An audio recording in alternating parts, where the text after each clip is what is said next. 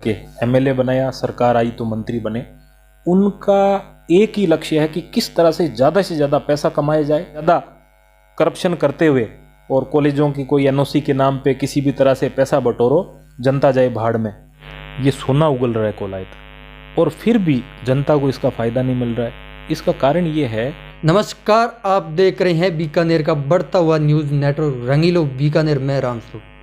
मैं इस वक्त मौजूद हूँ बीकानेर के मैं व्यास कॉलोनी, और आपने सागे आरएलपी जगह कोलायत चुनाव लड़िया डॉक्टर सुरेश जी बिश्नोई वे भी मौजूद है। आप अलग अलग मुद्दा पर बात कर, लेकिन पहलो मुद्दो आपनो वो है कि बज्जू पिछले दिन के मैं यहाँ रोडवेज को ज्ञापन सौंप्यो, एसडीएम ने सौंप्यो, जिला कलेक्टर ने सौंप्यो, और मुख्यमंत्री के काफ़ी मंत्रियों के पास भी सौंप्यो, लेकिन भी मुद्दे को आज के हुए।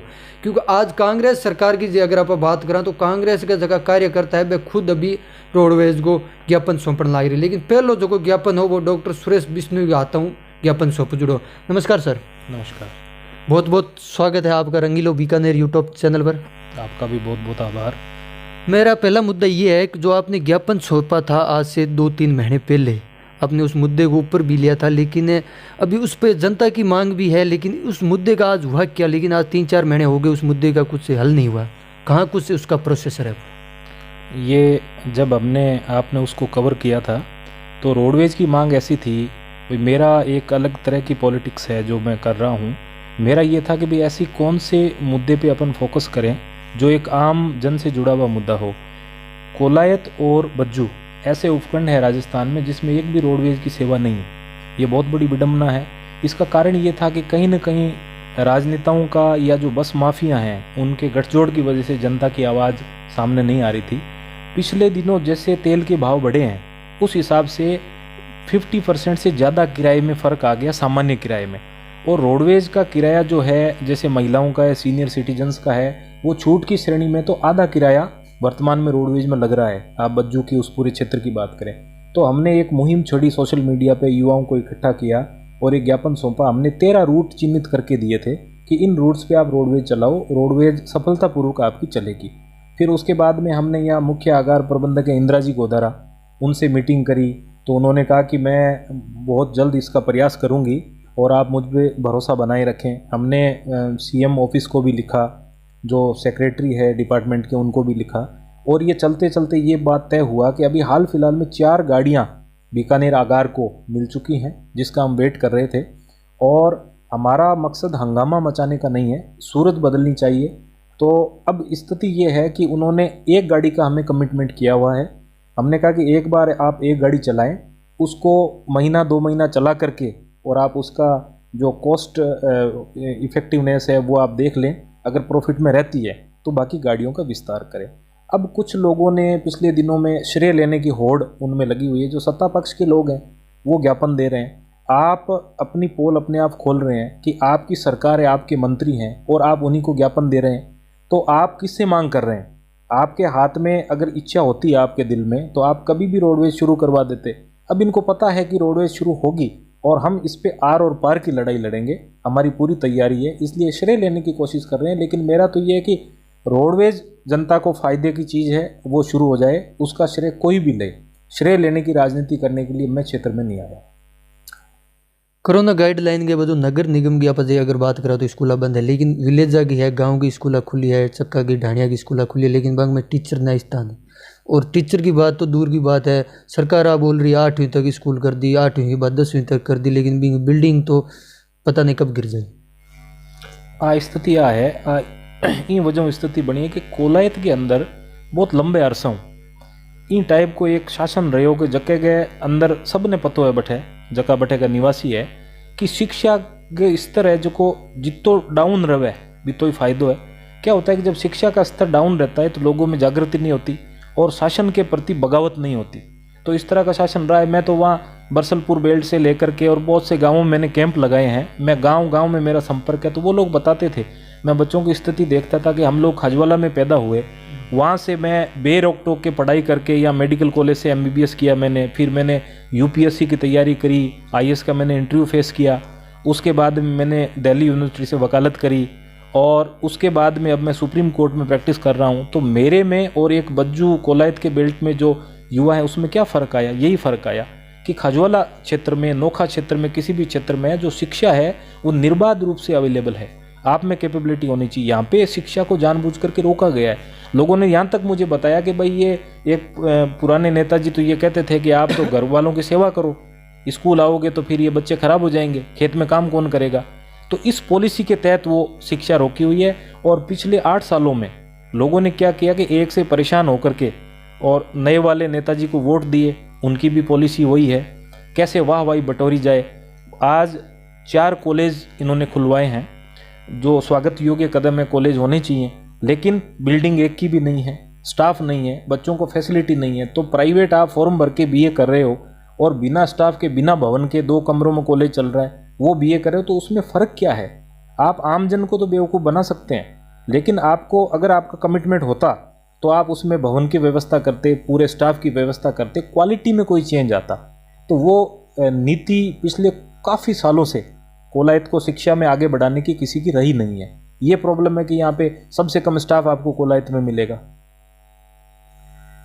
आज आम किसान ने अगर जो पानी लेना हुआ है धरना, कोलायत क्षेत्र की हालात हो चुकी है। अगर यूरिया के लिए लंबी लाइन चाहिए और कोई कोटे की कण गेहूँ लेनी है तो लंबी लाइन, हर चीज़ में धरने के अलावा आम किसान के पास कुछ फायदा नहीं। इसका कारण ये है कि पिछले 8 सालों में यहाँ पे जो जिनको जनता ने वोट दे करके एमएलए बनाया, सरकार आई तो मंत्री बने, उनका एक ही लक्ष्य है कि किस तरह से ज़्यादा पैसा कमाया जाए। आकंठ भ्रष्टाचार में ये लिप्त हैं। हर जगह, हर जो प्रशासन में लोग मिलते रहते हैं, सब ये कहते हैं कि कोई थानों से इन्होंने बंदी नहीं छोड़ी, कोई तहसीलदार लगा है तो पैसे दे के लग रहा है। जब मंथली आप इनसे पैसे ले रहे हैं तो जनता का काम क्यों करेंगे। और 3 साल हो गए ये उच्च शिक्षा मंत्री रहे, तो इन्होंने क्षेत्र के अंदर एक भी दिन पानी की मांग नहीं उठाई। मांग उठाने से इनको फुर्सत ही नहीं है। इनका था ज़्यादा से ज़्यादा करप्शन करते हुए और कॉलेजों की कोई एनओसी के नाम पे किसी भी तरह से पैसा बटोरो, जनता जाए भाड़ में। चाहे तो जिप्सम माफिया क्षेत्र में पनपा हो, हर जगह इनका कट कमीशन है। और लोग तो यहाँ तक भी कहते हैं कि नरेगा में भी इनका कमीशन है। मूंगफली की तुलाई जहाँ हो रही है वहाँ किसानों से पैसे लिए जा रहे हैं, हर बोरी के 100, 200, 300 रुपये, उनमें भी इनका कमीशन है। स्थिति ये हो चुकी है कि इनको चारों तरफ पैसा ही पैसा दिख रहा है। इस वजह से किसान मरे तो मरे, इनको कोई फ़र्क नहीं पड़ता। और कांग्रेस की सरकार तो इस बार तो इतनी निकम्मी सरकार रही है कि इन्होंने 10 दिन में कर्ज माफ़ी का वादा किया, लेकिन कर्ज माफ़ी नहीं हुई। और जो कोऑपरेटिव सोसाइटी का कर्जा माफ़ हुआ है, उसमें भी जो पहुंच वाले लोग थे उन्होंने लाखों रुपए का फ़ायदा उठाया। आम जन आज भी इंतज़ार कर रहा है, ज़मीनें कुर्क हो रही है। तो कुल मिलाकर के किसान का, ज़मीनों का, किसानों के ऋण का, किसानों का क्लेम सबसे ज़्यादा बज्जू बेल्ट में लास्ट ईयर 2 ही किसानों का क्लेम आया था, ये बीकानेर में सबसे कम है। तो ये प्रशासन जनता की एक नहीं सुनता, मंत्री के इर्द गिर्द उनके चमचे पैदा हो गए हैं। अब जनता बोली, जिन्होंने वोट दिया, वोट दे करके वो चमचे हैं, वो वोट के मालिक बन के बैठ गए। तो जनता, हर एक आदमी इतना सक्षम नहीं होता है कि प्रशासन के सामने हर बार वो धरना दे करके अपनी मांग बनवाई, संख्या कम रहती है। तो ये अनदेखी है। इन्होंने ये मान लिया कि भाई एक तरफ इनसे परेशान होकर के हमें वोट दे रहे हैं, तो हमसे परेशान होकर उनको वोट थोड़ी देंगे। और देंगे भी तो वही इनके कार्यकर्ता हैं जो पहले उधर थे, अब वो इनके बनते इधर आ गए हैं। और जैसे ही ये हारेंगे वो कार्यकर्ता उधर चले जाएंगे। तो ये मिल बांट करके और कोलायत को एक डाका मारने का काम है, ये मौजूदा विधायक हैं, मंत्री हैं, सरकार कर रही है। ये हकीकत है। और आप भी गांव-गांव में घूमते हैं, मैं भी गांव-गांव में संपर्क करता हूं, तो सबकी भावना यही है कि वोट एक, जनता क्या होता है कि वोट एक आदमी को देकर के एमएलए बनाती है, वो 100 आदमियों को एमएलए नहीं बनाती। होता क्या है कि जनता से जुड़ाव की कमी रहती है और जो वोटों के माफिया बने हुए हैं वो वोटों के मालिक बन जाते हैं और नेता के सामने ऐसा प्रेजेंट करते हैं कि भाई वोट तो हमारे पीछे कहाँ जाएंगे। तो वो नेता को अपनी इशारों पे नचाते हैं। जब भी नेता कमज़ोर होता है तब क्षेत्र में चमचों की बाढ़ आती है और आम जन का ऐसे ऐसी शिकायतें लोग करते हैं कि भाई लाइट किसी के नहीं है, उसका खंबा भी चमचों से पूछे बिना नहीं लगेगा। अगर चमचे कह देंगे भाई इस आदमी ने हमें वोट नहीं दिया तो आप इसके लाइट नहीं लगेंगे। तो ये तो मानवता को तार तार करने वाली बातें हैं जिसको फेस कर रहा है पूरा कोलायत। और इस वजह से ये चमचा राज पनपता है। जब भी अक्षम राजा होता है तो नीचे अराजकता का माहौल रहता है, इसका इतिहास गवाह है। ये स्थिति कोलायत। बात करा बिजली पर, आम जनता के मैं घर में बिजली को नहीं, सरकार आप भी वादो करो, जब अशोक गहलोत भी आया प्रोग्राम चुनाव पहला के 5 का कनेक्शन था, 5 को छोड़कर घरेलू कनेक्शन भी कौन आम जनता के आम जनता ना वो पतो को नहीं सरकारी लाइन में कौन है रीडिंग कौन लेवे बिना रीडिंग भी लाउन ला रहे, फिर भी सरकार बोल रही कि हमने बिजली में बहुत कुछ फ़ायदा दिया। हाँ, सरकार ने बिल्कुल बिजली में बहुत कुछ फ़ायदा दिया है, लेकिन वो फ़ायदा दिया है अफसरों को, कंपनियों को, नेताओं को। आम जन को कोई फ़ायदा नहीं है। आप देखो कि 230 रुपये पर मंथ का आपका मीटर का चार्ज आता है। मीटर अपना, तार अपना, पैसे पहले भर के लेते हैं, तो फिर हर मंथ चार्ज क्यों? दूसरी बात, जब आप लाइट देते हो 6 घंटे भी आप घर पे लाइट नहीं देते हो, तो आपका बिल है जो 24 घंटे के हिसाब से क्यों आ रहा है भाई? मीटर किराया तो 60 रुपये कम से कम आप करो। ये कोई मांग उठाने वाला नहीं है। मैंने कई बार सरकार को पत्र लिखा है, कोई सोचने वाला नहीं है। बड़े लेवल के मुद्दे रह गए हैं, तो हम अकेले यहाँ पे कुछ नहीं कर सकते। हमारा काम ये है कि जनता की तकलीफ को समझना और उसके हिसाब से मुद्दे उठाना, प्रयास करना। और ईश्वर ने हमें जनता जनार्दन के आशीर्वाद से मौका दिया, तो उसको ज़रूर हम लागू करके दिखाएंगे।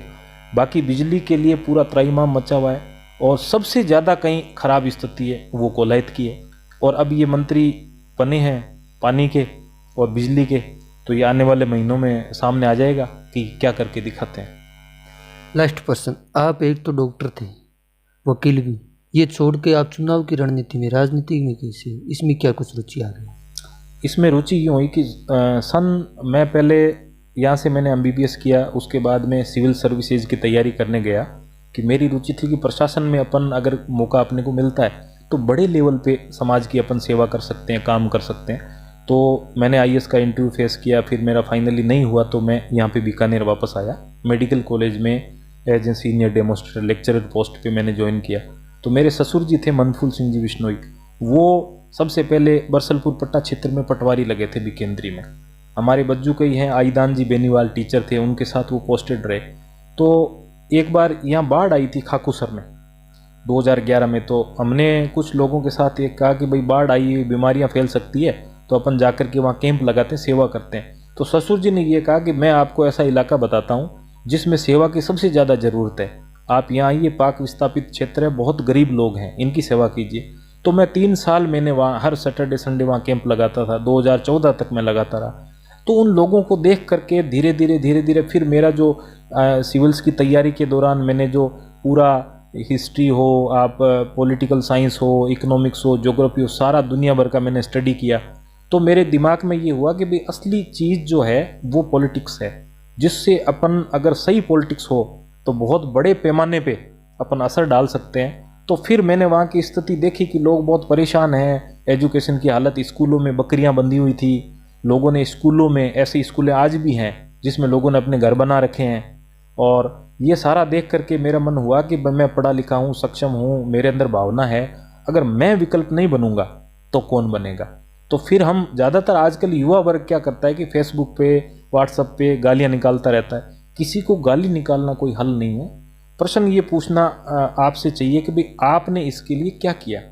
तो मेरे मन में ये प्रश्न आया, तो मैं इस चीज़ के लिए खड़ा हुआ कि मैं मेरा जीवन इस संघर्ष में लगाऊंगा और जनता को कम से कम एक मौका ज़रूर दूंगा कि जनता एक पढ़े लिखे को, सभ्य आदमी को, कैपेबल आदमी को चुन सकती है, तो हम कुछ काम करके दिखाएंगे। नहीं चुनेगी जनता तो जनता जनार्दन जैसा चाहे वैसा उनका आदेश है जो सर आंखों पर है। तो इस करके, और मैंने मेरी तरफ से मेरी लाइफ मैंने इसको दे दी। मुझे आज 10 साल हो गए संघर्ष करते हुए, और मैं अलग पैटर्न पे काम कर रहा हूँ। मैं एक ग्रास रूट लेवल पे काम कर रहा हूँ। मैं उनको ये समझाता हूँ कि भाई आप ये देखें कि ये जो आपका सिनेरियो है राजनीति में, आप कभी किसी को वोट देते हैं, फिर आप उससे परेशान होकर के दूसरे को वोट देते हैं, दोनों ही आपकी सुनते क्यों नहीं हैं? ये एक कॉमन प्रॉब्लम है कि पहले वाले नेताजी मिलते नहीं थे, और नए वाले नेताजी हैं वो फ़ोन नहीं उठाते, वो भी मिलते नहीं हैं। इन्होंने पिछले 5 साल लोगों के, किसी का भी मिलना करना हो, कान मुखान, ये हर जगह जाते थे, हर घर जाते थे, और लोगों में ऐसा विश्वास पैदा किया कि भाई हम आते रहेंगे। और अब मंत्री बनने के बाद इनका काम है जो मलाई बटोरने पे लगा रहा, और जो कहते हैं कि भाई मारवाड़ी में कहावत है कि भाई कोठेवाली होटे आएगी, तो इनके जो मन में दबी इच्छा थी वो सामने आ गई राज मिलते ही, और इन्होंने जनता को छोड़ दिया। मैं ये कहता हूँ ये क्यों होता है? ये इसलिए होता है कि कोई भी लीडर आम जन से वो विश्वास का बॉन्ड होता है वो नहीं बना पाता। तो मेरा पूरा फोकस इस पे है कि मैं बहुत अच्छी मतलब रणनीति से काम कर रहा हूँ कि सबको, किसी को भी हॉस्पिटल की कोई हो, कानूनी कोई मदद हो, जैसे जैसे मदद आती है, विश्वास जमता है, उसके सारे मैं बाकी लोगों तक पहुँचता हूँ, उनको विश्वास दिलाता हूँ कि आप अगर, मैं आज आपके पास आ रहा हूँ 10 सालों से, मैं आगे भी आता रहूँगा, इसके पूरे पूरे चांसेस हैं। और बाकी ये परख आपको करनी है। हर नेता यही कहेगा कि मुझसे ईमानदार कोई नहीं है, मुझसे बढ़िया आदमी कोई बना ही नहीं। परख आपको करनी है। तो मैं जनता को परख करने का अवसर प्रदान कर रहा हूँ। मैं बार बार जाता हूँ, जनता के बीच रहता हूँ, ताकि आप परख करें, मेरे को जान जाएं पूरी तरह से। उसके बाद आप अगर मुझे मौका देते हैं तो मुझे बड़ी खुशी होगी आपके लिए काम करने में। तो इस तरह से मैं जनता को कह रहा हूँ कि आप दोनों को छोड़ो, और एक बार देखने के हिसाब से भी अगर आप मुझे चुनते हैं तो ये सौदा आपको महंगा नहीं पड़ेगा। बाकी कहने का तो सारे यही कहेंगे भाई मुझसे बेहतर कोई नहीं है, लेकिन मुझ में कुछ अलग है भाई। मैं कम से कम पढ़ा लिखा हूँ, युवा हूँ, मुझ में जज्बा है, और मुझ में जो है वो मैंने लगा रखा है फील्ड में। अब जनता को फैसला करना है। मेरा जो भी है कैरेक्टर वो जनता के सामने है, जनता फैसला करेगी, वैसा मुझे मंजूर है। एक अब कोलाई क्षेत्र अगर जो मानना तो खनन में एक नंबर आवे। कोलाई क्षेत्र राजस्थान के में के जिप्सम भी जिया, बजरी जिया, सफ़ेद मिट्टी जिया, कोयलो लगभग कोलाई क्षेत्र में हर चीज़ का मया कोलाई क्षेत्र एक बड़ो। जिप्सम की अगर जो आप बात करा तो अवैध खनन चाल है पूरा। और बजरी के मया अगर जो आप बात करा तो बिंग में रॉयल्टी है जो कि 600 रुपया पर्ची काटे, लेकिन बिन लेवे 6000। हाँ, इनमें के कुछ कमेंट। देखो, कोलायत, इस बात में कोई डाउट नहीं है कि कोलायत है जो खनन के मामले में कम से कम अपने आसपास में, बीकानेर देख लो, भले जोधपुर देख लो, ये सोना उगल रहा है कोलायत। और फिर भी जनता को इसका फ़ायदा नहीं मिल रहा है। इसका कारण ये है कि राजनेताओं की और माइंस डिपार्टमेंट की और अवैध खनन करने वालों की साठगांठ ये सदा से रही है। इस राज्य में ये स्थिति हुई कि पहले 100-150 रुपये की अवैध वसूली टेचरी फांटे पे हर एक ट्रक से करते थे। उसको लोगों ने शिकायत करी तो नए वाले जो भंवर सिंह जी है, इन्होंने उसको 800 रुपये कर दिया।